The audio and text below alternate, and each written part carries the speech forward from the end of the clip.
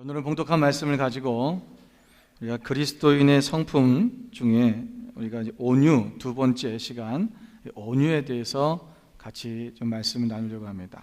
우리 지난 시간에 그 충성에 대해서 같이 배웠습니다. 충성에 대해서 같이 우리가 말씀을 나눴는데 오늘은 두 번째 시간으로 우리가 온유에 대해서 같이 말씀을 나누려고 합니다. 여러분, 온유함이라는 게 뭘까요? 우리가 생각하고 있는 온유가 무엇입니까? 우리 일반적으로 생각하는 그 온유함이란 우리가 부드럽고 온화함이라고 얘기합니다. 그래서 부드러운 사람, 온화한 사람, 그리고 좀 말이 없고 좀 착해 보이는 사람. 여러분, 교회에서 어떤 사람이 가장 온화해 보입니까? 이렇게 온유해 보이죠? 이 소리가 굉장히 울리는데요. 이걸 좀 내려주시든지 여길 좀 내리든지 해야 될 것 같아요. 여러분, 소리 크지 않아요? 굉장히 크죠? 예, 이쪽 보려면 여기서 하울링이 생기는 것 같아요. 울려요. 예. 누가 교회에서 가장 온유한 사람처럼 보입니까? 어떤 사람이? 일부 예배 때 사모님이라고 그러더라고요. 나는 아닌가 봐요. 여러분, 교회에서 여러분들이 일반적으로 볼 때 가장 온유해 보이는 사람이 누구냐면 교회에 처음 온 사람입니다. 왜 그런지 아세요? 아무 말 하지 않거든요. 가만히 있거든요. 나대지도 않고요. 예. 교회 이렇게 분위기 살피죠. 예. 그러니까 뭐 잘 모르고, 교회에 대해서 잘 모르고, 또 어떻게 상황인지도 모르고, 분위기도 잘 모르니까 그냥 가만히 있어서 사람들이 보면 예, 그 속에서 인사하고, 뭐 여기 하면 네, 뭐 이러고 그러잖아요. 예. 여러분, 교회에 처음 온 사람이 가장 온유해 보이죠? 그러면 그 사람이 온유한 사람입니까? 아니죠. 여러분, 그 사람이 온유한 사람이 아닐 수가 있죠. 왜? 지금의 우리 교회의 상황과 여기 처음 왔기에 낯설고 분위기를 잘 모르고 그러니까 괜히 그 사람이 말이 없고 그냥 웃으면서 대답하고 그러고 착하게 저는 보여주는 거지. 만약에 그 사람이 시간이 지나고 교회에 대해서 좀 분위기를 좀 파악하고 여기 보니까 나보다 센 사람은 없는 것 같고 그러면 이제 말이 좀 세지기 시작하고 그리고 사람들한테 이제 왜 이러냐고 얘기하고 여기 교회는 왜 이렇게 하냐고 그러고 왜 무슨 주방을 이렇게 하냐고 그러고 예배는 왜 이렇게 드리냐고 이제 말하고 간섭하기 시작하죠. 그 사람은 온유한 사람이 아닙니다. 여러분, 또 온유하다는 것이 단지 어떤 부드러운 성격을 갖고 있는 착한 사람이라고 생각한다면 우리는 큰 착각에 빠진 겁니다. 여러분, 이 온유함이라는 말을 우리가 원어적으로 먼저 좀 살펴볼 필요가 있습니다. 그냥 한자어로 풀어지는 그냥 부드럽고 온유한 사람 뭐 이런 사람이 아니라 성경이 말하고 있는 온유함이란 게 뭐냐? 오늘 본문에 말씀하고 있는 하나님께서 모세에게 말씀하시길 모세는 이 세상에서 지면에서 온유함이 모든 사람보다 더한 사람이다 라고 그렇게 칭찬해 주셨습니다. 여기서 말하는 온유함이라는 말은 뜻이 뭐냐면 원어적으로 히브리어로는 아노랍니다. 이 아노라는 말은 아나우라는 말에서 왔습니다. 아나우라는 원어에서 그 원형이 아나우인데 이 아나우란 말이 온 것이 뭐냐면 어디서부터 또 왔냐면 아나라는 말에서 유래했는데 이 아나라는 말의 뜻이 뭐냐면 곤란을 당하다, 괴롭히다, 학대하다 이런 뜻을 가졌습니다. 그래서 이 뜻을 가져서 여기서는 이 아나우라는 말의 뜻은 뭐냐면 겸손한, 온유한이라는 뜻을 가지고 있습니다. 그래서 이 오늘 본문의 말씀도 우리 영어 성경에 보면 이거를 영어로는 humble이라고 표현을 한 성경들이 많이 있습니다. 그러니까 우리가 겸손하다는 거죠. 그래서 성경에 여러분 보시면 나중에 사도 바울 서신들을 많이 보면 항상 온유는 겸손과 같이 갑니다. 그래서 겸손과 온유, 겸손과 온유 이렇게 두 단어가 함께 있는 것을 보게 됩니다. 그래서 이 온유라는 말, 그럼 이 아나라는 뜻을 우리가 아나우라는 뜻을 다시 한번 정리를 한다면 어떤 뜻이냐면 고난을 통해 이루어진 경건한 자의 도덕적, 영적 상태를 가리키는 말입니다. 그래서 이 말은 뭐냐면 우리가 세속적인 어떤 행복보다는 우리 삶 속에서 오히려 고난의 삶을 지향하고 그 고난의 삶을 통해서 내가 하나님 안에서 우리 고난으로 믿음을 이겨낸 사람의 어떤 겸손을 나타내는 것. 이것이 뭐냐? 바로 온유라고 하는 것입니다. 헬라어에도 마찬가지입니다. 신약에서 말하고 있는 온유라는 말도 우리가 파라우테스라고 하는데 이 파라우테스라는 말의 뜻이 뭐냐면 짐승을, 그러니까 야생의 짐승, 사람이 길들여지지 않은 그 야생의 짐승을 길들여 놓은 상태를 얘기하는 것입니다. 여러분 그림을 좀 보여주시면, 여러분 야생마가 있죠. 이 야생마는 사람들이 타지도 못하고 이거를 어떻게 조종할 수도 없습니다. 근데 이 야생마를 사람이 탈 수 있는, 사람이 고삐를 매서 잘 인도할 수 있도록 하려면 어떻게 하냐면요, 이 말을 길들여야 되는 거죠. 근데 인디언들이 이 말을 길들이는 방법이 있답니다. 어떻게 되냐면 산 꼭대기, 계곡 꼭대기에 올라가서 그 계곡에서부터 이 말들을 내려보낸다는 거예요. 그럼 말들이 막 뛰어내려가면서 어떤 일이 생깁니까? 막 부딪히기도 하고 넘어지기도 하고 물에 빠지기도 하고 여러 가지 환란을 겪는 거죠. 고난을 겪는 거예요. 그 고난을 겪다 보면 나중에 하류에 내려오면 이 말이요, 온순해져 버린대요. 그래서 사람이 고삐를 묶어도 안장을 채워도 가만히 있고 사람을 태워도 가만히 있는 말이 돼버리는 거예요. 무슨 말이냐면 이 말에게는 야생의 기질이 없어진 것이 아닙니다. 야생의 기질과 힘과 능력과 탄탄한 다리와 모든 것들을 가지고 있지만 그것을 이제는 자기의 기질을 나타내지 아니하고 그리고 겸손하게 온유하게 자신을 낮추고 있는 것, 그 기질을 내려놓은 상태, 이것이 뭐냐? 바로 온유함이라는 거예요. 여러분 우리는 모두가 대단한 사람들입니다. 능력이 없는 사람이 없고요, 힘이 없는 사람이 없고 우리는 모든 걸 할 수 있는 사람일 겁니다. 많은 사람들이 가지고 있는 지혜도 있고요, 지식도 있고 또 우리가 갖고 있던 어떤 커리어들, 많은 경력과 이력들이 있습니다. 우리가 그런 것이 있음에도 불구하고 내가 힘이 없어서가 아니라 그 모든 것이 있지만 내가 나의 힘과 능력이 있지만 나의 힘과 능력을 빼고 내가 거기에 부드럽게 사람들에게 대할 수 있는, 용서하고 사랑할 수 있는 그것이 뭐냐? 바로 온유함이라는 것입니다. 오늘 저는 이 본문의 성경의 말씀을 통해서 오늘 이 모세뿐만 아니라 모세와 다윗과 이삭을 통한 온유한 삶이 무엇인가를 좀 실천적인 부분에서 좀 우리가 어떻게 우리가 이것을 극복하고 진짜 온유한 삶을 살 것인가를 세 가지를 말씀을 드리려고 합니다. 첫 번째로 우리가 온유한 사람이 되길 원한다면 여러분 비방에 동요하지 말아야 됩니다. 그러니까 나를 비방하는 소리에 여러분 동요하지 않는다는 거죠. 오늘 모세가 구스 여자를 취했습니다. 우리가 이제 그 역사에 보면 학자들이 얘기하기를 이때는 그 십보라가 모세의 아내였던 십보라가 죽은 후라고 그렇게 얘기합니다. 여러분 아내가 죽고 재혼하는 것이 큰 죄는 아니죠. 그 아내 본처한테, 원래 아내한테는 조금 미안하지만 그 아내를 또 두고 또 재혼을 하는 것에 대해서 우리가 크게 죄악시 여기지 않습니다. 그런데 오늘 여기 지금 미리암과 아론은 지금 모세를 비방했다라는 거예요. 그 비방한 이유를 뭐라고 얘기하냐면 구스 여자를 취하였으므로 미리암과 아론이 모세를 비방하느니라. 여러분 모세가 구스 여자를 취한 것이 뭐 그렇게 큰 죄입니까? 아마 이유는 그거였을 거예요. 여기 성경에 기록은 안 되어 있지만 구스 여자는 에티오피아 여인입니다. 다시 말하면 애굽에서 탈출할 때 다른 노예들과 함께 거기에 다른 타민족, 이스라엘 민족들 말고 타민족들도 노예 생활하던 사람들이 같이 나왔습니다. 그 같이 나왔던 아프리카 여인이지요. 에티오피아 여인. 그러니까 미리암과 또 아론의 입장에서 봤을 때 자기들이 무슨 얘기를 했을까요? 왜 하필이면 유대인이 아니라 우리의 민족이 아닌 타민족의 사람을 아내로 삼았냐? 뭐 이걸 가지고 시비를 걸었을 것입니다. 그런데 여러분 이것이 그게 큰 무슨 문제가 되고 뭐 모세의 지도력에 큰 해가 되는 뭐 그런 부분은 아닐 수 있어요. 그런데 왜 미리암과 아론은 지금 모세를 공격하기 시작했냐는 거죠. 여러분 우리가 세상을 살다 보면 이런 비방을 받을 때가 있습니다.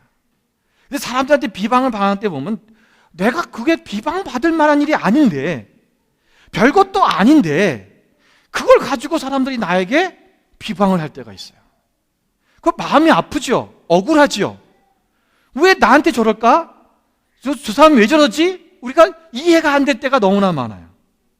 여러분 모세 입장에서 봤을 때 미리암과 아론이 지금 모세가 다시 재혼을 했으면 축하해줘야 될 일인데 축하는 해주지 못할 망정 어떻게 말이야 뭐 구스 여인을 아내로 삼을 수 있냐고 그렇게 지금 이 모세를 비방하고 있었다는 것입니다. 여러분 미리암과 아론이 모세를 비방하게 된 진짜 원인이 무엇인지를 우리가 봐야 돼요. 그게 뭐냐면요, 바로 2절입니다. 2절 말씀에 뭐라고 했어요? 그들이 이르되 여호와께서 모세와만 말씀하셨느냐? 우리와도 말씀하지 아니하였느냐? 여러분, 이 말에는 무슨 말이 지금 내포되어 있는 거예요? 예? 여기에 뭐가 있는 거죠? 예? 질투와 시기가 있는 거예요. 영적 시기가 있는 거예요. 지금 이들에게 문제는요, 지금 단순히 지금 구스 여인을 아내로 삼았다는 이 문제가 아니에요. 그 이전에 다른 부분들이 뭔가 있었을 거예요. 그럼 그 앞에를 좀 보자고요. 자, 앞에를 보니까 어떤 사건이 있었냐 하면, 여기 뭐 33절, 1절에 있는 그 앞에는 메추라기를 보내줬던 얘기, 뭐 이런 얘기예요. 그런데 그거하고는 문제가 없을 것 같고, 그 다음에 앞에 보면은 무슨 일이 있냐면요, 모세에게 하나님께서 70명의 장로들을 모이라고 얘기합니다. 왜냐하면 모세가 그 여러 명의 사람들을 다 인도하려다 보니까 너무 힘든 거예요. 그래서 하나님께서 모세에게 이르시되 이스라엘 노인 중에 내가 알기로 16절입니다. 백성의 장로와 지도자가 될 만한 자 70명을 모아 내게 데리고 와 회막에 이르러 거기서 너와 함께 서게 하라. 내가 강림하여 거기서 너와 말하고 내게 임한 영을 그들에게도 임하게 하리니 그들이 너와 함께 백성의 짐을 담당하고 너 혼자 담당하지 아니하리라. 그런데 여러분이 70명은 누군지 아세요? 70인의 장로였어요. 그래서 24절에 보면 모세가 나가서 여호와의 말씀을 백성에게 알리고 백성의 장로 70인을 모아 장막에 둘러 세우매. 자, 여기에는 미리암과 아론이 포함됐을까요? 안 포함됐을까요? 포함이 안 됐죠, 당연히.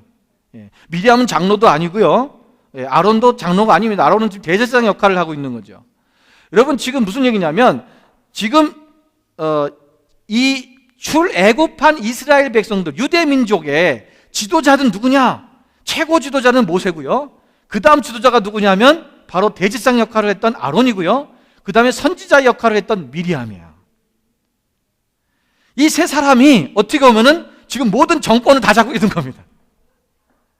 그런데 어느 날 갑자기 모세가 하나님이 70명의 장로들에게 모이라고 했다고 모여놓고 그들에게 성령이 임해버린 거예요. 그리고 그들의 영을, 하나님의 영이 그들 가운데 모세에게 임했던 영이 똑같이 임했다라고 표현하고 있습니다. 제가 생각할 때는요, 아마도 미리암과 아론이 여기서, 근데 아론보다는 미리암이 먼저 이 부분에 대해서 좀 비방을 시작한 것 같아요. 그래서 왜냐하면 여기 보면 성경에 보면 1절에 보니까 보통 보면 남자 이름이 먼저 나오는데 여자 이름이 먼저 나왔어요. 미리암과 아론이 이렇게 시작합니다. 그리고 뒤에 가서는 하나님께서 이들에게 벌을 주시죠. 누구에게 벌을 주셨어요? 미리암에게 벌을 줍니다. 미리암이 문둥병에 걸려버리죠. 여러분, 미리암이 여성이죠. 여성이다 보니까 오늘 아마 이 얘기를 먼저 꺼내기가, 이런 거를 먼저 꺼내기 쉬웠을 거예요. 왜냐하면 이제 여자들의 문제잖아요. 결혼의 문제. 그러니까 사실은 앞에 이 부분 때문에 삐진 거예요, 사실은. 영적인 이 교만입니다. 영적인 시기고 질투입니다. 왜 다른 사람들에게도 그 성령이 임하게 하냐는 거죠. 우리가 하면 되는데 우리는 뭐 필요 없냐? 우리는 무슨 꽃다노는 보리 자루냐? 이런 거죠. 우리는 세워놓고 뭐 하는 거니? 같은 이제 동생이잖아요, 모세가. 네가 어떻게 네가 저 왕궁에 들어서 왕자가 됐는데 다 내 때문인데 막 이러면서 뭐 여러 가지 이제 이런 게 있겠죠. 그러면서 실제로 이제 이 모세에게 그러면서 그거 갖고 얘기하면은 치졸해 보이잖아요. 그러니까 뭐 갖고 얘기하는 거예요? 왜 다른 타민족의 여인하고 결혼을 하냐는 거예요. 이거 갖고 건드리는 것입니다. 이런 사람들이요, 우리를 비방할 때 여러분 대부분 보면 정확한 팩트를 갖고 얘기하지 않아요. 오늘 실제적으로 자기가 갖고 있었던 저 사람에게 얘기하고 싶은, 저 사람 비방하고 싶은 그 얘기를 갖고 하는 게 아니라 다른 사람들이 모두가 다 동조할 수 있는 얘기. 내가 그 얘기를 하면 나는 내가 치졸한 사람이 되는 거, 그거는 절대 얘기 안 합니다. 그러니까 모든 사람이 공감해서 맞아, 왜 모세가 구스 사람하고 여자하고 결혼을 하지? 우리 이스라엘 여인들도 많이 있는데 뭐 구스 여인이 이쁘니까 막 전했나? 뭐 이러면서 괜히 막 삐지고 서로가 그렇게 말을 동요시켜서 같이 그걸 동조하게 만들게 하는, 그것이 보통 사람들의, 시기하는 사람들의 패턴이 그렇습니다. 자, 여러분, 그런데 보세요. 모세는 이 일에 대해서 모세가 이 하나님께서 뭐라고 말씀하자면 3절에 이 얘기를 하고 나서 모세에게 말하기, 하나님이 이 사람 모세는 온유함이 지면의 모든 사람보다 더하더라 그랬어요. 이 사건과 모세가 온유함이 더하다라고 말씀하니, 온유함이 크다라고 그런 거죠. 그렇게 말씀하신 이유가 뭐냐는 겁니다. 지금 모세가 뭘 했다는 거예요? 뭘 했다는 거예요? 그들이 비방할 때 절대로 동요하지 않았다는 것입니다. 어떤 반응도 하지 않았다는 거예요. 우린 누군가가 나를 비방하면 그것에서 변명하고 설명하고, 또는 그런 것이 아니에요 라고 그들을 또 설득하려고 그러고, 그러다 보면 여러분 어떤 일이 생긴 줄 아세요? 여러분, 그 사람들이 그러면 그랬군요. 모세야, 네가 그런 마음 때문에 네가 그랬구나. 네가 하나님 기도하는데 하나님이 그 여자를 아내로 취하라 그랬구나. 그래서 내가 잘못 알았네, 미안하다, 이러지 않아요. 여러분, 이것이 왜냐하면 정말 오해에 의해서 그냥 이렇게 한다면 괜찮은데, 이게 다른 부분에서 영적 시기와 질투에서 온 거기 때문에 여러분, 이 문제가 아니거든 원래가요. 그러면 이 문제를 아무리 설명하고 설득해도 이 사람은 듣지 않습니다. 그럼 어떡하냐? 이 사람은, 그 비방했던 사람은 이 사람이 이것에 대해서 더 이 문제를 확장시켜서 이 사람을 매장시키려고 하는 게 그 사람들의 모습입니다. 그래서 어떻게 하냐면요, 사람들한테 가서 또 얘기를 하죠. 내가 이렇게 좀 뭐라고 그런 얘기 했다고 또 와가지고 나한테 또 뭐라 하더라. 뭐라 하는 거 보니까 진짜 아니냐. 지가 아니면 가만히 있었겠지. 뭔가 캥기는 게 있으니까 저러는 거 아니야? 그 사람들한테 가서 탁탁 얘기하는 거예요. 그 사람들이 들으면 뭐라 하면, 맞아. 자기가 안 그랬으면 외국에 가서 얘기를 또 설명하고 별명을 해. 그랬으니까 그런가 보다. 또 사람들도 그렇게 생각을 해요. 그러면서 이게 일이 점점 커져가지고 더 문제가 어려워지는 거야. 여러분, 모세가 이 미리암과 아론에게 그들의 비방에 맞서서 그것을 해결할 수 없기 때문입니까? 아니에요. 여러분, 여러분, 우리가 그 모세에게 반역을 했던 고라 자손은요, 모세가 한마디 하니까 하나님께서 땅을 갈라버려갖고 그 모든 조속을 땅속으로 다 들어가게 만들었어요. 지진이 일어났다는 얘기예요. 여러분, 모세를 대항하면 그런 일이 있을 수 있어요.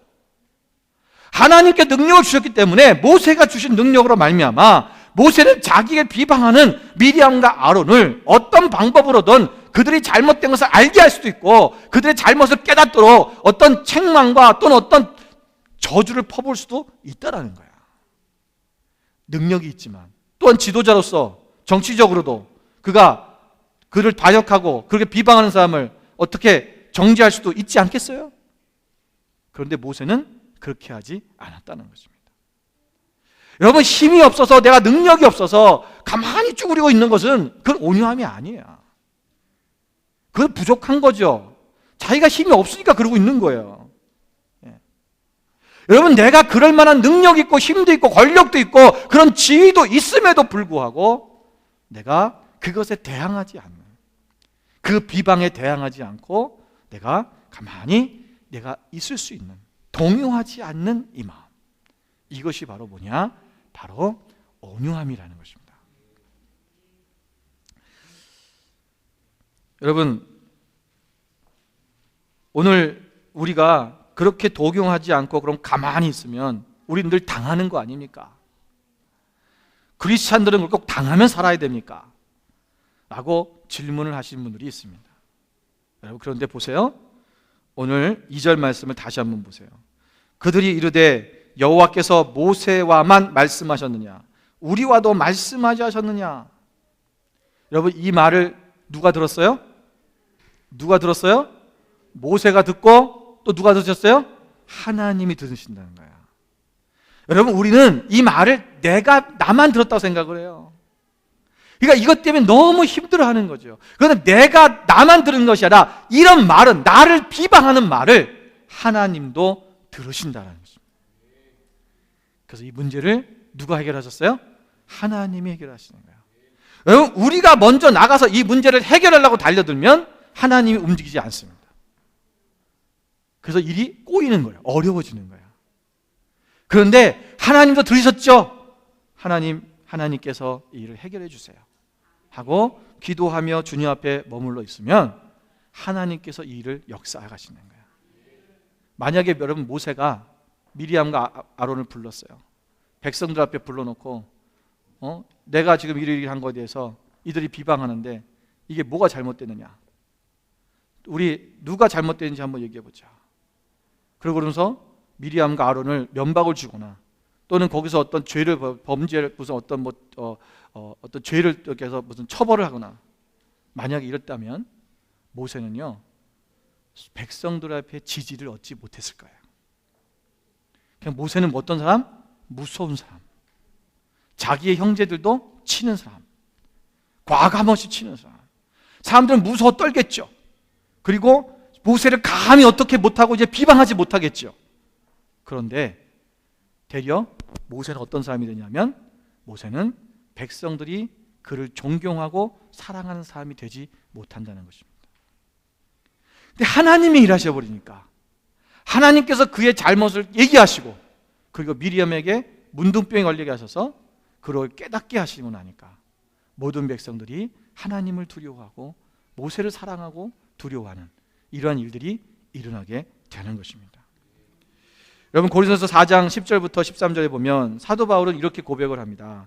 우리는 그리스도 때문에 어리석으나 너희는 그리스도 안에서 지혜롭고 우리는 약하나 너희는 강하고 너희는 존귀하나 우리는 비천하여 바로 이 시각까지 우리가 줄이고 목마르며 헐벗고 매맞으며 정처가 없고 또 수고하여 친히 손으로 일을 하며 모욕을 당한 즉 축복하고 박해를 받은 즉 참고 비방을 받은 즉 권면하니 우리가 지금까지 세상의 더러운 것과 만물의 찌꺼기 같이 되었도다.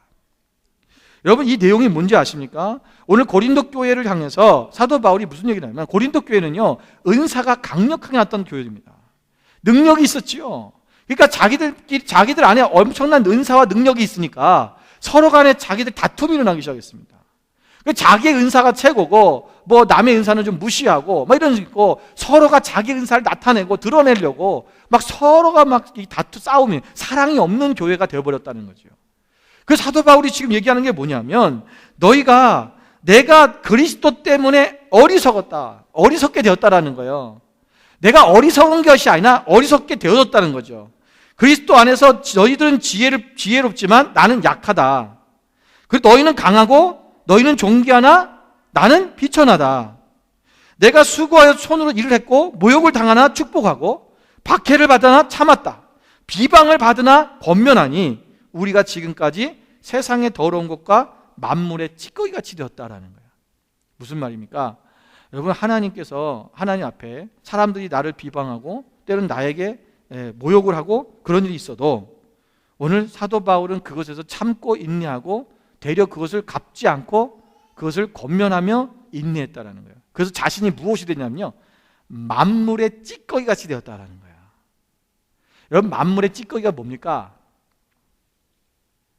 여러분 이 만물의 찌꺼기가 뭘까요? 네? 먼지예요. 먼지. 여러분 먼지가 눈에 보이셔요? 안 보이셔요? 햇빛이 비치면 보이죠? 근데 이게 평소에는 안 보이잖아요.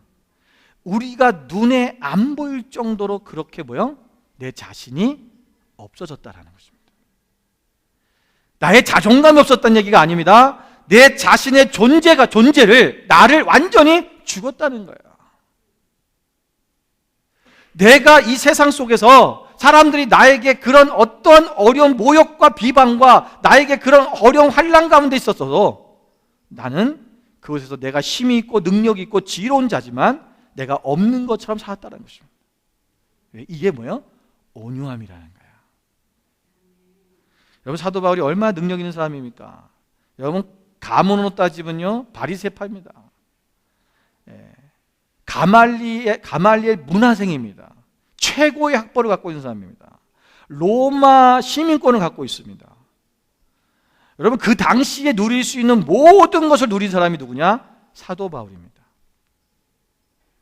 그런데 이 사도 바울이 자기는 아무것도 아닌 만물의 찌꺼기가 되었다.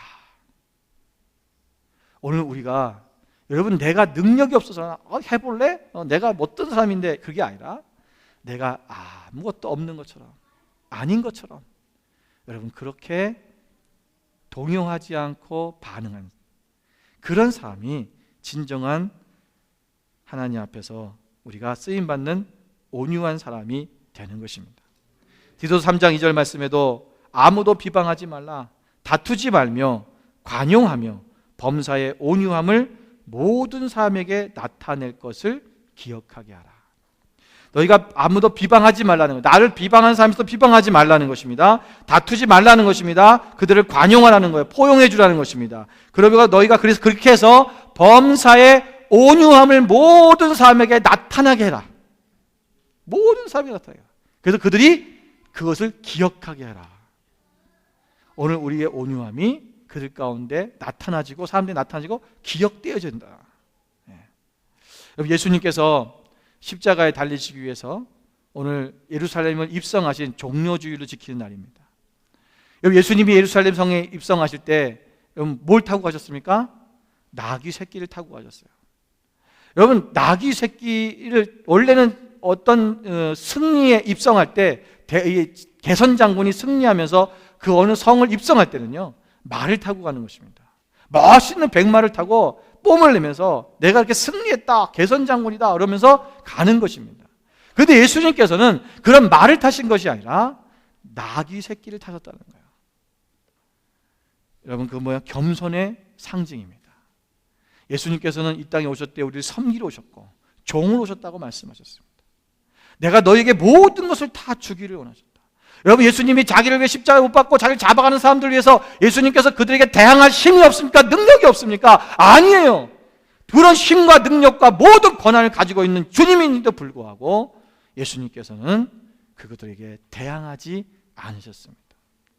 오히려 예수님을 잡으러 왔던 그 종의 말고의 귀를 잘랐던 베드로에게 칼로 이런 사람 칼로 망한다고 데려 야단치시면서 그 말고의 귀를 붙여주신 예수님. 오늘 우리가 할 수 있지만 하지 않는 것, 우리가 반응할 수 있지만 반응하지 않는 것, 그것이 바로 진정한 온유함이라는 것입니다. 두 번째로는, 우리의 두 번째 온유함은 우리가 아무 일이 없었던 것처럼 하는 것입니다. 아무 일이 없었던 것처럼. 여러분, 사무엘상 18장 10절에서 11절 보면 다윗과 사울에 대한 이야기가 나옵니다. 여기 보시면 그 이튿날 하나님께서 부르신 악령이 사울에게 힘있게 내림에 그가 집안에서 정신없이 떠들어대므로 다윗이 평일과 같이 손으로 수금을 타는데 그때 사울의 손에 창이 있는지라 그가 스스로 이르기를 내가 다윗을 벽에 박으리라 하고 사울이 그 창을 던졌으나 다윗이 그의 앞에서 2번 피하였더라. 여러분, 사울 왕이 여러분 지금 다윗에 대해서 지금 어떤 마음이 있는 거예요? 무슨 마음이 일어났어요? 죽이려는 마음이 왜 일어났어요? 시기하는 마음이 일어난 거예요. 질투와 시기입니다. 똑같아요. 왜 질투하고 시기하는 마음이 생겼습니까? 다윗이 골리앗을 무찌르고 오고 나니까 이스라엘 백성 여인들이 노래를 하는데 그 노래 소리가 온 나라에 퍼져가는 거예요. 그 노래가 무슨 노래였습니까?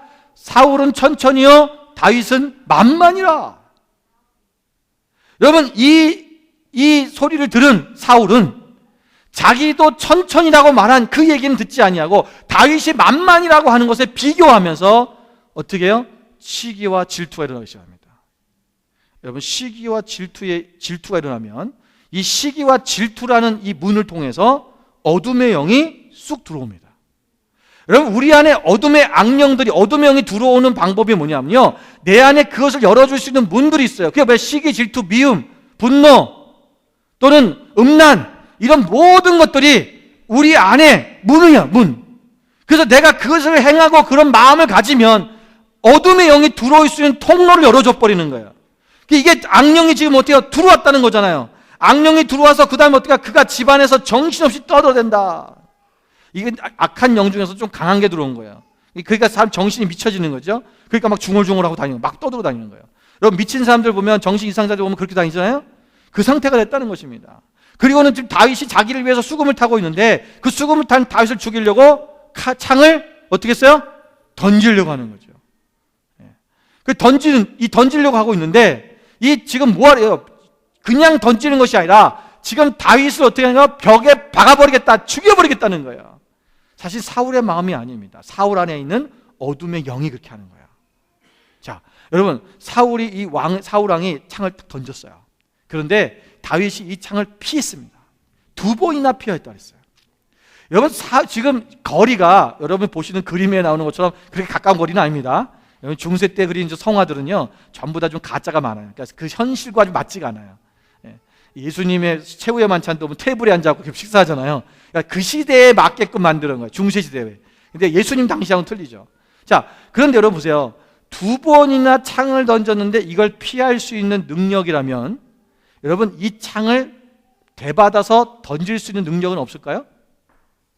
있지요. 충분히 있습니다. 사울은 천천히고 다윗은 만만인데, 만만이잖아요. 그러면 이거 다시 되받아서요, 나한테 창을 던졌어요? 한 번도 아니고 한 번은 실수로 봐줘. 2번씩에 던졌다는 것은 분명히 나를 죽이려고 한 거예요. 여러분, 우리 안에 여러분 어떤 사람도 여러분을 죽이려고 창을 던질 때가 있잖아요. 한 번도 던진 거는 뭐 그냥 몰라서 그랬겠지. 우리가 그냥 이해해주고 그냥 그래 그러는데, 여러분 2번, 3번 반복되면 어떻게 돼요? 저 인간이 이거 나랑 해보자는 거구나. 그런 마음 들잖아요. 그러면 어떻게, 나도 창을 들어서 어떻게 돼요? 던져야죠. 그러면 나는 어떤 사람이 되죠?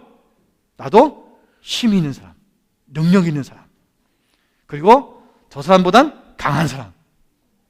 사람들은 그렇게 나를 바라보게 되겠죠. 나도 할 수 있어. 너만한 게 하는 줄 알아? 어디서 말이야 까불고 있어. 내가 가만 보자 그러니까 가만히 일어나 보지? 막 이러면서. 그럼 막, 그리고는 내가 힘껏 쫙 던져서 그 사람의 심장에 꽂혀버려요. 여러분, 만약에 다윗이 그렇게 했다면 여러분, 다윗이 아마 백성들이 봤을 때 백성들은 와, 저 다윗 잘못 건드리면 안 되겠다. 그리고 모든 옆에 있는 장수들도 다윗 대단한데 저 사람 밑에서 내가 충성해야지, 좀 까불면 안 되겠네, 이런 생각을 할 수도 있겠지요. 그러나 여러분, 문제가 생깁니다. 뭐냐면, 그럼 다윗은 오늘날 위대한 왕이 될 수 없었습니다. 다윗 또한 여러분, 창을 되던진 사람은 창을 던진 사람과 똑같은 상태가 되어갑니다. 반드시 그렇게 되어 있습니다. 그래서 얼마 있다가 다윗도 중얼중얼 저대고 갈고 다닐 거예요. 떠들면서. 그럴 수 있어요. 그리고 하나님은 사무엘을 또 들어서 또 다른 기름 부을 사람을 찾으러 다녔을지도 모릅니다. 여러분, 다윗이 창을 던지지 않은 것, 너무 잘한 일이죠. 자, 여러분, 창을 피했습니다. 그리고 그것을 받아서 던지지 않았습니다. 이게 온유함입니까?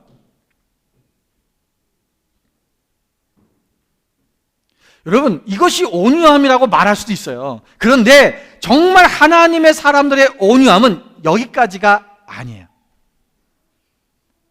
다윗은 창을 피하기도 하고 창을 다시 되받아서 던지지도 않았지만 그 다음 안 한 게 있어요. 그게 뭐냐면 아무 일도 없었던 것처럼 했다는 거예요. 무슨 얘기냐면요, 우리는 어떤 사람이 나에게 창을 딱 던져요. 그러면 내가 피해. 에휴, 저 사람이 잘 몰라서 그러지. 오늘 여기 있는 대부분들은 아마 그렇게 할 거예요. 그리고는 또 한 번 또 던졌어요. 그러면 저거 어떡하지? 하나님, 그래도 제가 온유해야지요. 제가 잘 참을게요. 온유하자. 내가 저 사람이 저 사람 모르고 그러니까 참고 있냐면 하나님이 어떻게 하시겠지. 그리고는 딱 참았어요. 근데 그 창을 안 던졌어, 사람한테. 너는 잘났자 이러면서 안 던졌는데, 그리고는 이제 가가지고 소그룹 모임 가서 이렇게 얘기하는 거죠. 내가 여기서 너무 힘들다고. 왜 힘든데? 어떤 사람이 나한테 막 뭐라 그렇게 하는데 어떻게 그럴 수 있는지 모르겠다고. 그렇게 얘기하는 거야. 사람들한테 가서 하소연을 합니다. 그리고는 심지어는 어떤 사람은 굉장히 지략적으로 중보기도 팀이나 증보기도 한 데 가서 살짝 기도 제목으로 올려줍니다. 사실은 내가 이거 얘기 안 하려고 했는데 내가 그냥 참아야 되는데 참고 내가 온유하게 내가 잘했어. 어제 내가 그래서 삼아줬는데 그래도 그 사람이 그러면 안 되니까 기도 제목으로 그냥 기도해 주세요. 그러면서 기도 제목으로 살짝 올려놔버려요. 이것도 하면 안 된다는 거예요. 여러분, 다윗은요 아무것도 안 했어요. 누구한테 가서 이런 말을 하질 않았습니다. 사울 왕이 미쳤어요. 여러분, 왕이 미쳤습니다. 우리가 어떻게 저런 왕을 믿고 지금 이 나라에 살 수 있겠습니까? 또는 장수들에 가서, 직근들에 가서 제가 보니까 사울 왕은 지금 정신이 이상해요. 저분을 저렇게 두면 큰일 납니다. 정신병원에 보내야 돼요. 막 그러지 않았다는 거예요. 그의 흠과 허물을 이야기하지 않았어요. 자기를 죽이려고 했던 것도 얘기하지 아니하고 다윗은 도리어 가만히 아무 일이 없던 것처럼 그렇게 행했다는 것입니다. 이게 바로 온유함이라는 것입니다. 여러분, 우리가 이 세상을 살다 보면 이런 사람들이 던지는 창을 우리가 맞을 때가 있습니다. 아프죠? 때로는 피했어도 기분 나쁩니다. 나한테 이렇게 했어? 근데 여러분, 그때 가만히 있는 게 중요해요. 근데 가만히 있는 것뿐만 아니라 이때 어떤 일이 생기냐면요, 우리가 두 가지를 좀 생각해 봐야 돼요. 뭐냐면 갈라디아서 6장 1절에 이런 말씀이 있습니다. 형제들아, 사람이 만일 무슨 범죄한 일이 드러나거든 신령한 너희는 온유한 심령으로 그러한 자를 바로잡고 너 자신을 살펴보아 너도 시험을 받을까 두려워하라 했어요. 여러분, 무슨 얘기냐면, 여러분, 어떤 범죄한 자가 있으면 그 범죄한 자를 책망하고 그를 정죄하고 그렇게만 살려고 하지 말아라 라는 거죠. 그러니까 우리 안에 내가 지금 나한테 창을 던지는 사람은 범죄한 사람이죠. 나한테 내 입장에서, 그죠? 저 사람이 잘못한 사람이잖아요. 내가 볼 때 저 사람이 죄인이에요. 그죠? 그런데 내가 그런 사람이 있을 때 내가 그런 사람에 대해서 내가 온유한 심령으로 그러한 자를 바로잡아주고 온유한 심령으로 하라는 거예요. 그런데 그 다음이 굉장히 중요해요. 뭐냐면 너 자신을 살펴보아라. 여러분, 누군가가 나를 창을 던질 때는요, 내가 왜 저 사람이 나에게 창을 던졌는지를 내 자신을 살펴봐야 돼요. 근데 우리는 항상 무슨 생각을 하냐면, 나는 아무 잘못이 없는데, 나는 틀린 것이 없는데 저 사람이 내게 창을 던졌어. 여러분, 지금 다윗이, 지금 사울 왕이 다윗에게 창을 던졌어요. 다윗에게 무슨 잘못이 있었습니까? 없었습니까? 있었어요? 없었어요? 없었어요. 다윗은 아무 잘못이 없어요. 그저 수금을 타주고 골리앗도 무찔러주고, 그리고 지금 마음의 심적으로 지금 막 힘든 그 사울 왕에서 지금 수금을 타주고 있는 그런 다윗이에요. 그런데 지금 창이 던져졌다는 거예요. 그럼 우리 입장에서 나는 아무 잘못이 없는데, 근데 자신을 살펴보라는 거죠. 제가요, 우리 교회에서 목회하면서 몇 번 이런 일이 있었어요. 어떤 사람이 나를 욕하고 다닌다. 또 나에게 어떤 뭐 교회에 무슨 일을 하라는데 그거에 대해서 반대로 하고 되면 사람들한테 막 가시부 하면서 왜 목사님은 그렇게 하려는지 모른다고 막 얘기하고 다닌다. 제가 그때 얘기를 들을 때요, 처음에 화가 났죠. 속상했죠. 왜 저럴까? 근데요, 그 다음에 생각해 본 거예요. 정말 내가 혹시 이게 지금 하는 게 잘못한 걸까? 내가 정말 사랑이 없었나? 내가 정말 내가 어떤 문제가 있지 않았나? 그들이 나에게 창을 던질 때 나는 아무 잘못 없이 저들이 창을 나한테 던졌어요 라고 하는 것보다는, 그런 게 아니라 내가 나를 살펴보면서 왜 나에게 창이 던졌을까를 나를 돌아보는 시간이 필요하다는 것입니다. 여러분, 그러면요 내 안에 큰 이득이 생겨요. 내가 깨달아지는 거예요. 저는 이 다윗을 보면서 이게 그냥 무조건 사울 왕이 악령에 끼어서 그냥 무조건 던졌지만 거기엔 또 하나님의 뜻이 있었다고 생각을 해요. 왜냐하면 보세요, 여러분, 다윗은 지금 어떤 이야기를 들었어요?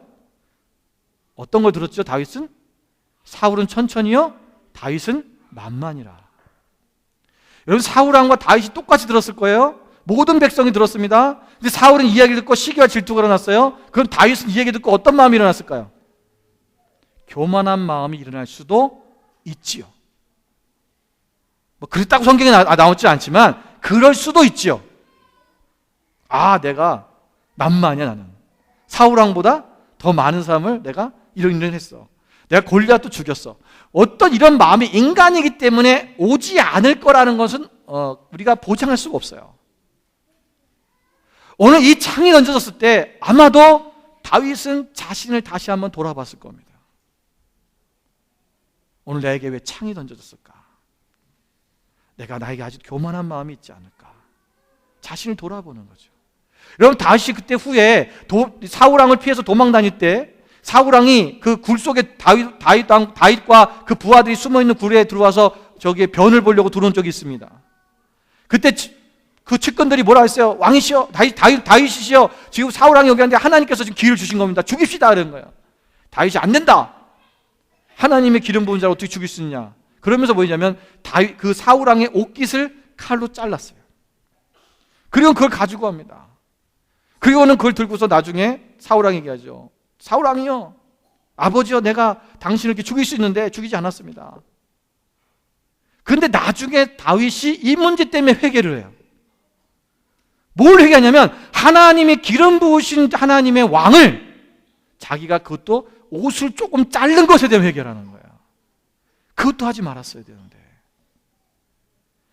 여러분, 그런 모습을 본다면 다윗은 어쩌면 이 창이 달려왔을 때 그것 때문에 자신을 돌아보는 계기가 되었을 것입니다.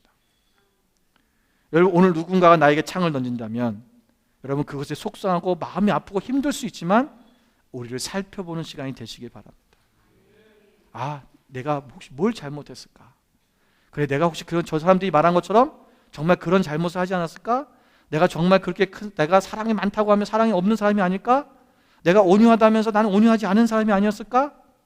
나는 정말 어떻게 내 모습이 진짜 나의 모습이 뭔가 나를 다시 살펴보면서 내가 주님 안에서 더 성숙해지는, 더 온유하고 더 사랑이 많은 그런 사람으로 자라자고 하는 것입니다. 그래서 시편 25편 9절에 보면 다윗이 이렇게 고백을 합니다. 온유한 자를 정의로 지도하시며 온유한 자에게 그의 도를 가르치시로다. 그러니까 온유한 자는 이거를 가르침을 받는 거예요. 하나님이 정의로 지도하시고 온유한 자에게 그의 도를 가르쳐 주시는, 하나님이 여러분 온유하지 않은 사람들은 이걸 가르칠 수가 없어. 왜? 다 내 잘못이 아니거든. 저게 그냥 비방하면 나도 비방하고 창 던지면 나도 창 던지고 저기서 총 쏘면 난 대포 쏘고 막 계속 이렇게 하는 거예요. 그러니까 그 삶 속에 뭐가 지도함이 받냐고. 하나님이 내가 참고 인내하고 내가 하나님을 바라보면서 주님 앞에 기도하며 머무르니까 하나님이 그 온유한 자에게 가르쳐 주시잖아요. 내가 지금 이러이런 문제가 있다. 내가 좀 더 네가 겸손해야 돼. 네가 조금 더 사랑을 많이 가져야 돼. 하나님께서 우리 가운데 이 마음을 주시는 거예요. 마지막 세 번째로는요, 우리가 손해를 보아도 싸우지 않습니다. 우리가 온유한 사람이 되려면요, 우리가 여기서 창세기 26장 12절부터 25절에 있는 말씀을 가지고 말씀을 드리려고 하는데, 이삭에 대한 이야기입니다. 여러분, 이삭에 대한 이야기는요, 성경에 그렇게 많이 나오지 않습니다. 이제 아브라함이 아버지가 데리고 이제 모리아산에서 이제 막 제단에다가 이제 제물도 드리려고 했던 사건, 그 다음 장면에 잠깐 이삭이 등장하고요. 그 다음에 이삭이 리브가 자기 아내를 맞이할 때 그때 장면에 잠깐 등장하고, 뒤에 이제 야곱과 에서 때문에 조금 등장하고 그런 거죠. 그런데 이삭에 대해서 조금 많이 할애했던 장이 어디냐면 요 26장인데, 요 양에서 무슨 얘기가 집중적으로 나와 있는지 아세요? 그 우물 파는 얘기예요. 그런데 보세요, 무슨 얘기냐면 여기 이삭이 블레셋의 그랄이라는 지역에서 거기서 살고 있었습니다. 그런데 하나님께서 그에게 복을 주셨어요. 그래서 그를 창대하게 하고 왕성하게 하고 그가 거부가 되게 하셨습니다. 그래서 그가 거부가 됐더니 그 지역에 있던 블레셋 사람들이 그를 바라보고서는 당신이 여기 너무 많고 종도 많아지고 거부가 되었으니까 여기 떠나라고 얘기합니다. 여러분, 거기서 자신이 많은 부를 쌓기도 하고 거기서 자기 터전을 잡은 거예요. 그런데 그것을 떠나는 것이 그렇게 쉬운 일은 아니잖아요. 그런데 이삭은 그 얘기를 듣고 어떻게 합니까? 그들이 뭘 했냐면요, 떠나게 하려고 여기 보면 이제 4절에 뭐라 했냐면 양과 소가 떼를 이루고 종이 심이 많음으로 블레셋 사람이 그를 시기하여 그 아버지 아브라함 때에 아버지의 종들이 판 모든 무물을 막고 흙으로 메웠더라. 그러니까 아버지 아브라함 때에 파놓았던 우물을 그들이 흙으로 메꿔버렸어요. 여러분, 그 당시에 이 유목민들, 특히 그 당시에 그 광야에 살고 있었던 이 사람들에게 있어서 이 우물이라고 하는 것은 생명과 같은 것입니다. 그런데 이미 이 우물은 누가 판 거냐면 자기 아버지 때 판 거잖아요. 그럼 누구 거예요? 이삭 거예요. 여러분, 그 당시에는 자기가 우물 파고 내 땅에 하면 끝이었어요. 그래서 아니야, 내 땅에 하면 싸워야 되는 거예요. 전쟁해야 되는 거예요. 그래서 뺏어가면 되는 거예요. 그러니까 우물을 판 곳이 바로 자기 땅이에요. 그러니까 아브라함 때부터 했겠다면 그건 당연히 이삭의 땅인데, 그리고 그것도 묻어버렸어요. 그걸 다 막아버렸어요. 여러분, 그 당시 우물 파는 게 얼마나 힘든 거 아시죠? 예. 여러분, 땅 파보셨어요? 예. 여러분, 조금만 땅 몇 미터만 팔려도 얼마나 힘든데요. 이 광야의 땅을, 이 마른 땅을 판다는 것이 쉬운 일이 아닙니다. 그런데 그걸 메꿔버리는 거예요. 얼마나 기분 나쁘고 막 힘들고 막 짜증나고 그러겠어요. 그런데 이삭은요, 한마디도 안 하고 떠납니다. 그리고는 그랄 골짜기로 갔어요. 거기서 머물었습니다. 또 우물을 팠습니다. 그때 또 거기 있는 사람들이 또 와가지고, 블레셋 사람들이 와가지고 자기네 거라고 또 내놓으라는 거예요. 그 종들하고 다툼이 있었지요. 그러나 이삭은 그들이 종끼리 다툼이 있었지만 이삭은 아무 말도 안 해요. 그걸 또 옮깁니다. 그 가서 또 옮겨서 또 땅을 팠어요. 우물을 팝니다. 그때 또 내놓으라는 거예요. 우리 거라는 거예요. 이 소유권이 도대체 누구의? 이삭께 맞아요. 그런데 이삭은 또 옮깁니다. 그래서 르호비까지 가요. 거기서 또 우물을 팝니다. 그때서야 그들이 이제 시비를 걸지 않았어요. 자, 여러분, 여기 말씀해 보면 창세기 26장 22절의 말씀을 보시면 이렇게 기록되어 있습니다. 이삭이 거기서 옮겨 다른 우물을 팠더니 그들이 다투지 아니하였으므로 그 이름을 르호봇이라 하여 이르되 이제는 여호와께서 우리를 위하여 넓게 하셨으니 이 땅에서 우리가 번성하려다 하였더라. 여러분, 지금 네 번이나, 하나, 둘, 세 번이나 쫓겨나면서 지금 네 번째 온 땅이에요. 그런데 거기 와서 한다는 소리가, 이삭이 하는 얘기가 뭐냐면, 야, 하나님께서 우리를 위하여 넓게 하셨다. 우리가 빼앗긴 우물들이 계속해서 빼앗기면서 여기까지 움직여 왔는데, 그것에 빼앗긴 것에 대해서 한탄하고 원망하는 것이 아니라 하나님이 나의 지경을 넓혀줬다고 하는 거예요. 처음에 있었던 그랄에서부터 시작해서 지금 여기 있는 곳까지, 하나님께서 이 르호봇까지 나의 지경을 넓히셨다.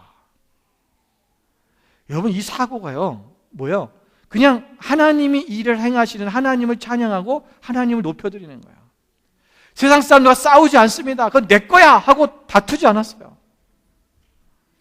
여러분, 그런데 더 신기한 일이 일어나요. 이때 이렇게 나니까 하나님께서 24장 4절에 뭐라 그러냐면, 24절에 하나님께서 그 밤에 여호와께서 그에게 나타나셨어요. 그리고 뭐라고 축복하시냐면, 너는 네 아버지 아브라함의 하나님이, 나는 네 아버지 하나님이니 두려워하지 말라. 내 종 아브라함을 위하여 내가 너희와 함께 있어 네게 복을 주어 네 자손이 번성하게 하리라 하신지라.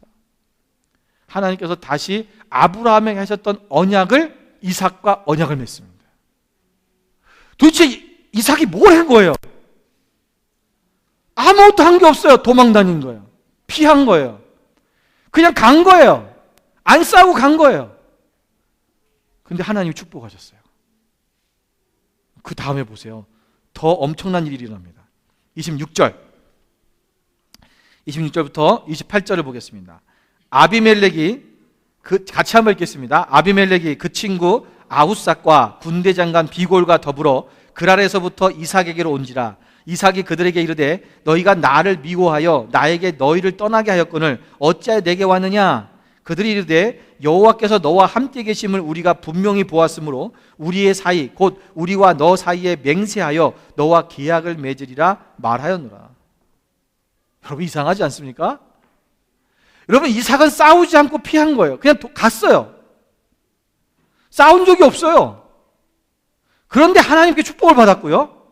그런데 블레셋의 이 왕인 아비멜렉이 왕인데 아비멜렉이 찾아왔어요. 자기의 그것도 혼자 오기 좀 그래갖고 아웃사시다가 이제 친구를 데리고 왔어요. 이 친구가 무슨 뭐 왕의 친구니까 뭐 그냥 측근인지 아니면 이웃나라 왕인지 모르겠어요. 그걸 데리고 오고 자기네 군대 장관 비고를 같이 데리고 갑니다. 그리고는 와서 뭐라고 얘기하면 우리가 너의 하나님이 너에게 어떻게 해야 되는지 우리가 봤대.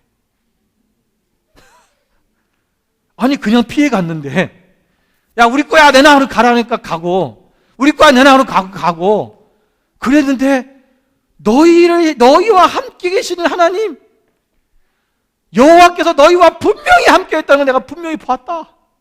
우리 제발 우리랑 언약 맺 계약하자. 약속하자. 서로 싸우지 말자고.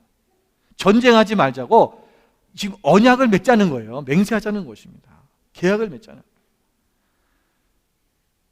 여러분 놀랍지 않습니까?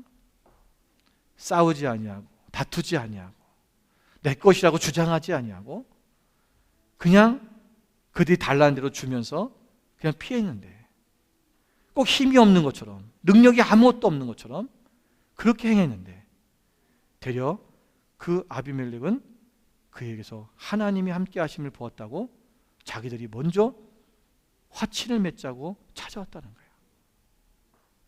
이게 바로 뭐냐면 온유한 자에게 오는 축복입니다. 우리 인간의 생각하고 너무 틀린 거죠. 인간의 방법하고는 너무나 다른 거죠. 여러분 하나님께서 그들 가운데 두려운 마음을 주시는 거예요. 여러분 만약에 이삭이 아무런 힘도 없는 사람이 만약에 그랬다면 아비멜렉이 우습게 봤을 거예요. 그런데 그는 아까 보세요. 거부가 되었고요. 종들도 많아졌다고 그랬어요. 분명 그런 힘이 있었고 거기에 있는 뭐 전쟁을 치르지 않더라도 거기에 있는 그 목자들과 싸워서는 이길 수 있는 사람이었어요. 그런데 그러지 아니하고 그가 싸우지 않고 옮겨 다니는 것을 보면서 야, 저 사람 뭐가 있다라는 거죠. 여러분 고수는요 그런 거 아시죠? 여러분 무술을 옛날에 무협지나 무슨 무술 영화 이런 데 보면 여러분 어때요? 막 그 어떤 무슨 뭐 사부 밑에 애들이 막 훈련 받고 있다가 무술을 연마하고 있는데 갑자기 적이 쳐들어와요. 그러면 밑에 있는 잔챙이들 어떡합니까? 막 난리가 나죠. 사부지 막 지금 저희가 쳐들어왔다고 하면서 나가고 막 앞에서 막 깜짝거리면서 막 틀들면서 막 얘들하고 지들이 싸우려고 막 대별아 막 그러면서 우리가 이길 수 있다 막 이러면서 있잖아요. 그리고는 막 속으로 막 두려워하고 막 이러는데 그런데 그 사부는 어떻게 하고 있습니까?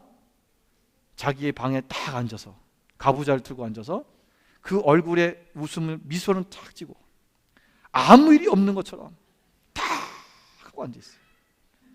그래서 이 제자가 와가지고 막 사부님 그래도 동요를 하지 않아요. 가만히 여러분 그 사람이 힘이 없어서 그렇습니까? 무서워서 그렇습니까? 능력이 없는 겁니까? 아니잖아요. 진짜 고수는 그래요. 그게 온유함이라는 거예요. 그러지 않습니다. 그래? 왔냐? 한번 해봐라. 오늘 우리는 우리에게 능력이 없어요. 그러나 우리의 능력 대신 하나님의 영이 성령님께서 우리와 함께 계시잖아요. 내가 어떠한 일을 당하고 어떠한 창을 받고 비방을 받아도 어떠한 사람들이 우리를 쳐들어와서 우리 것을 빼앗는다 할지라도 하나님이 나와 함께 계십니다. 하나님께서 승리하게 하신다는 것을 믿는 거야. 그러한 자는 두려움이 없는 거죠. 그러한 자는 막 초착되지 않습니다. 자기 힘을 어떻게 해보려고 하지 않습니다. 하나님께서 오늘 나에게 일하실 것을 기대하며 그 하나님 앞에 묵묵히 앉아 있는 거예요. 여러분 시편 32편 37편 11절에 보면 그러나 온유한 자들은 땅을 차지하며 풍성한 화평으로 즐거워하리로다. 온유한 자에는요 땅을 차지한대요. 그리고 그에게 화평이 있는 화평으로 즐거워하게 된다는 것입니다. 여기서 온유한 자는요 하나님께서 땅을 허락하시고 여러분 보세요. 지금 뭐냐면 이 이삭은요 그냥 그냥 하나님의 지도하심에 따라서 온유하게 나가다 보니까 땅이 넓어졌어요. 자기 지경이 확장된 거예요. 여러분들 여기서 여기 말하는 오늘날 현실에서는 이 땅을 우리 육신적인 땅을 얘기하는 것은 아닐 겁니다. 아닙니다. 왜냐하면 여러분 오늘날은 여러분이 온유한 사람은 땅을 얻기 힘들어요. 예. 여러분 강팍하고 돈밖에 모르고 투기하고 이런 사람들이 땅을 많이 얻죠. 저와 여러분 땅 없잖아. 그래서 여러분 온유하신 거예요. 근데요, 이 여기서 말하는 우리가 마태복음 5장 5절에도 온유한 자는 복이 있나니 땅을 기업으로 받을 것이라고 있잖아요. 그게 뭐예요? 그 땅은 하나님의 나라예요. 하나님의 나라가 우리 가운데 임한다는 거예요. 하나님의 나라가 임하면 하나님 나라는 뭐가 없어요? 시기와 질투와 미움과 두려움과 모든 아픔들이 없고 우리가 늘 하나님 안에서 우리가 평을 누리고 즐거워하고 기뻐하고 우리가 하나님의 평강을 누리는 그 하나님의 화평이 평강이 우리 가운데 임하는 거예요. 그래서 온유한 자는요, 누가 뭐라 해도요 마음이 평화로워. 여기에 피스 예. 여러분 그렇게 돼야 돼요. 또한 온유한 자는요, 땅을 기업으로 받는다는 것은 우리 인간이 흙으로 지음받았잖아요. 우리가 땅이잖아요. 여러분 각자가 좋은 땅인 거 아시죠? 여러분 좋은 땅입니다. 여러분이 땅이에요. 여러분 온유한 자에게는요, 그래서 사람이 붙어요. 사람을 얻는 거예요. 예. 여러분 온유하지 않은 사람은 사람이 안 따릅니다. 예.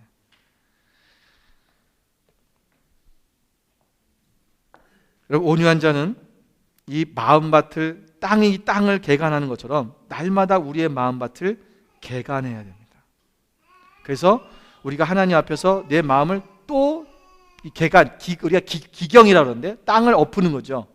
여러분 무엇인가를 새로 심으려면 땅을 어떻게 해야 돼요? 또 엎어야 돼요. 여러분 이거 1년에 한 번만 합니까? 농사 짓을 때 1년에 한 번만 하죠. 1년에 한 번 했다고 그 다음 안 하지 않잖아요. 계속 이 땅을 엎어서 다시 갈궈야 돼요. 그리고 갈궈도 이상한데 말이. 이거를 갈아야 돼요. 갈구는 게 아니죠. 갈아야 됩니다. 갈아야 돼요. 갈아서 이것을 이렇게 엎어야지만이 거기에 또 씨앗이 심어져서 뿌리를 내리고 또 열매가 자라잖아요. 계속 이것을 엎어야 되는 거예요. 오늘 우리의 마음밭을 날마다 뒤집어야 돼요. 개간해야 됩니다. 여러분 우리가 삶 속에서 여러분 에베소 4장 2절에 보면 모든 겸손과 온유로 하고 오래 참음으로 사랑 가운데서 서로 용납하고 그랬어요. 모든 것을 겸손과 온유로 해라. 겸손과 온유. 아까도 말씀드린 것처럼 여러분 겸손은 온유와 항상 따라가는 것입니다. 겸손한 자는 온유해질 수 있습니다. 네. 여러분 온유하지 못한 이유가 뭐냐면 교만해서 그런 거예요. 나도 창 던질 수 있다는 거죠. 나도 힘이 있다는 거죠. 나도 할 수 있다는 거죠.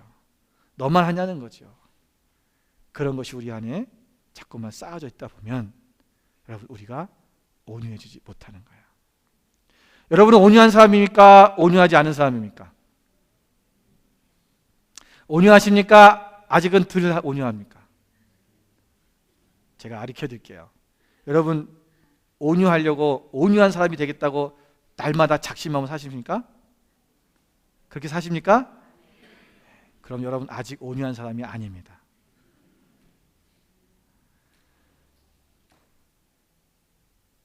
여러분 겸손한 사람은요, 내가 겸손해야지 그렇지 않습니다.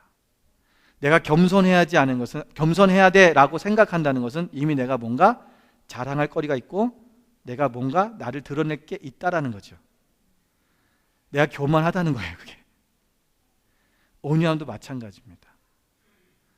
내가 온유한 사람이 돼야지, 나는 온유하게 할 거야 하는 것은 아직 내가 온유하지 않다는 것입니다. 내가 온유한 사람은 찌꺼기 같이 되는 겁니다.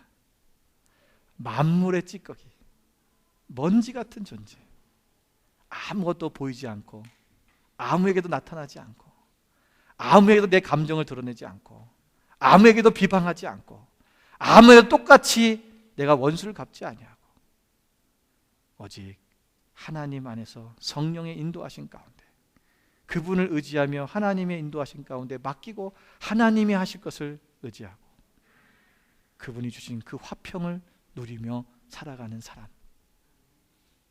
저는 우리 만나교회 우리 모든 지체들이 그런 온유한 사람이 되시기를 주님으로 축원드립니다.